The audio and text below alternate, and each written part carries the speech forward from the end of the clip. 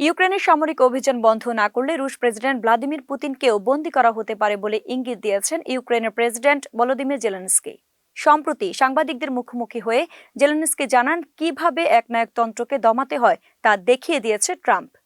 America জানে এরপর কি করতে হবে। এরপরই তিনি দাবি করেন মার্কিন প্রেসিডেন্ট মাদুরোর মতো পুতিনের ভাগ্য নির্ধারণের পরিকল্পনা করছেন। তবে জেলেনস্কির এমন মন্তব্যকে একেবারেই উড়িয়ে দিয়েছেন মার্কিন প্রেসিডেন্ট ডোনাল্ড ট্রাম্প। তিনি জানান পুতিনের বিরুদ্ধে এরকম কোনো পদক্ষেপের প্রয়োজন আছে বলে যুক্তরাষ্ট্র মনে করে না। এই সময় তার ও পুতিনের মধ্যে একটি ভালো সম্পর্ক আছে বলেও দাবি করেন ট্রাম্প। তবে ইউক্রেন যুদ্ধ নিয়ে হতাশা প্রকাশ করে ট্রাম্প জানান তিনি ভেবেছিলেন এই যুদ্ধেও তিনি থামাতে পারবেন। এর আগে 8টি যুদ্ধ থামিয়েছেন বলে আবার দাবি করেন মার্কিন প্রেসিডেন্ট। ট্রাম্প বলেন দুই দেশের যুদ্ধে প্রচুর মানুষের মৃত্যু হয়েছে, 31,000 মানুষ মারা গিয়েছেন, তাদের মধ্যে বেশিরভাগই রুশ সেনা। রাশিয়ার অর্থনৈতিক অবস্থাও ভালো নয়। আশা করা যায় খুব শীঘ্রই এই যুদ্ধের সমাধান হবে।